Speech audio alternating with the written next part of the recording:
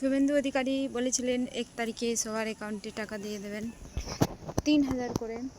তো আজকে 1 তারিখ আছে, অনেকেই মেসেজ করছে যে তাদের টাকা ঢুকে গেছে এবং অনেকে এখনও বলছে যে আমাদের টাকা ঢোকেনি।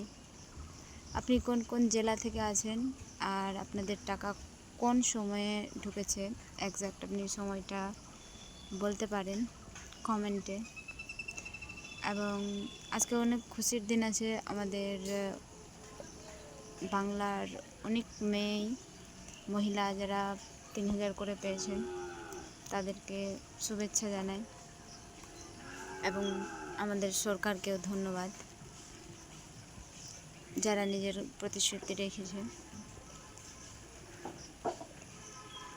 আবার আপনাদের যাদের যাদের টাকা ঢোকেনি এখনো পর্যন্ত, তো আপনারা অবশ্যই কমেন্ট করেন, জানাবেন।